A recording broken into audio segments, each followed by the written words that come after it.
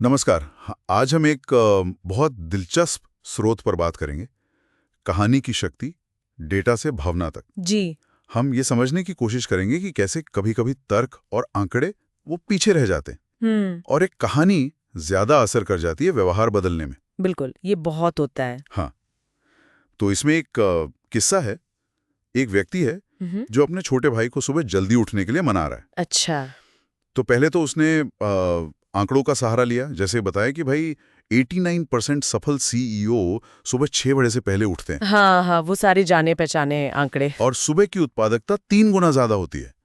एक YouTube video भी भेज दिया, विजेता जल्दी क्यों उठते हैं। मतलब पूरी कोशिश की लॉजिक से और समझाने विश की। क्या है, पर नतीजा भाई बोला हाँ यार, बात तो सही है। मान गया मतलब। हाँ, मान गया, पर सुबह उठा फिर भी नहीं।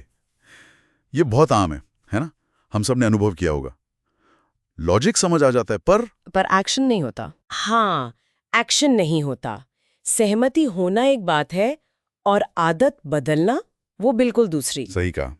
तो ऐसा क्यों है, मतलब तर्क काफी क्यों नहीं होता कई बार। देखिए, तर्क दिमाग के उस हिस्से को अपील करता है जो विश्लेषण करता है, सोचता है। हाँ, लॉजिकल ब्रेन। बिल्कुल। पर जो गहरी आदतें हैं, जो व्यवहार है, वो अक्सर भावनाओं से जुड़ा होता है, दिल से। दिल से। तो फिर इस कहानी में क्या हुआ, तरीका बदला गया। हाँ, कहानी में फिर बड़े भाई ने अप्रोच बदली।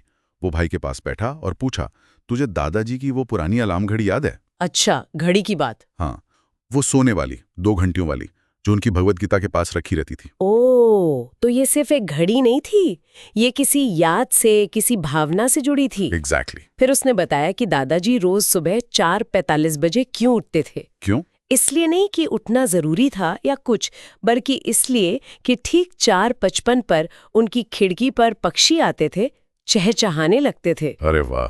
और दादाजी कहते थे, मैं उनका पहला गाना कभी चूकना नहीं चाहता। ये मुझे याद दिलाता है कि मैं जिंदा हूं। क्या बात है, ये तो बहुत गहरा मतलब हो गया। हाँ, और उसने ये भी बताया कि दादाजी के आखिरी शब्द क्या थे। उन्होंने कहा, अगर कोई एक आदत है जिसने मुझे वो सब कुछ दिया जिसकी मैं कद्र करता हूं, तो वो है दुनिया के जागने से पहले जागना। उफ, ये तो बहुत भावनात्मक हो गया। बहुत। फिर उसने अपने भाई से सिर्फ इतना कहा, जल्दी उठो। इसलिए नहीं कि ये प्रोडक्टिव है, बल्कि इसलिए कि बाहर कुछ है जो तुम्हारे ध्यान देने का इंतजार कर रहा है। और क्या हुआ इसका असर? कमाल का असर। भाई ने उस रात सिर्फ एक अलार्म लगाया, 5 नहीं, सिर्फ एक। अच्छा। और अगली सुबह 5:30 बजे उठ गया। उठ गया? हाँ, पर काम करने के लिए नहीं। तो फिर? छत पर गया कॉफी पीते हुए, पक्षियों का गाना सुनने के लिए। वाह, मतलब बदलाव आया, पर वजह बदल गई। हाँ, ये समझना बहुत जरूरी है। देखिए, आंकड़े, तर्क, वो सब फेल हो गए।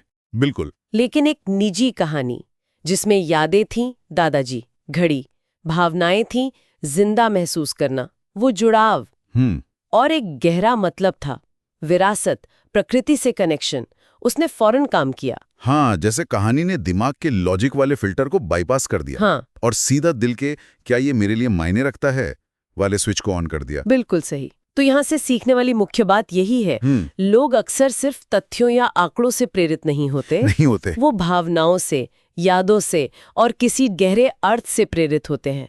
कहानियां सीधा दिल से जुड़ती हैं। सही बात है। और ये सिर्फ सुबह उठने की आदत तक सीमित नहीं है ना। अरे बिल्कुल नहीं, ये सिद्धांत तो आप कहीं भी लगा सकते हैं।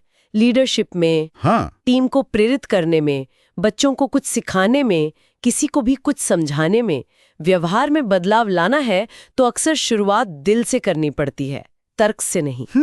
हाँ, बस ये ध्यान रखना जरूरी है कि कहानी सच्ची हो, इरादा नेक हो, सिर्फ मैनिपुलेशन के लिए ना हो। ये बहुत जरूरी बात कही, ईमानदारी होनी चाहिए। बिल्कुल। तो आज हमने देखा कि इस डेटा और फैक्ट्स की दुनिया में भी एक अच्छी सच्ची कहानी में कितनी ताकत होती है, भावनाओं को जगाने की और असल में बदलाव लाने की। हाँ, और ये हमें सोचने पर भी मजबूर करता है ना कि अगली बार जब हमें किसी को प्रेरित करना हो, समझाना हो, तो सिर्फ आंकड़ों का ढेर लगाने के बजाय वो कौन सी कहानी हो सकती है, वो कौन सा भावनात्मक कनेक्शन हो सकता है जो शायद ज्यादा असरदार हो। सही है। हमारे अपने जीवन में ऐसी कौन सी दादाजी की घड़ी जैसी कहानियां छिपी हैं जिनका हम सही जगह सही तरीके से इस्तेमाल कर सकते हैं, ये सोचने वाली बात है।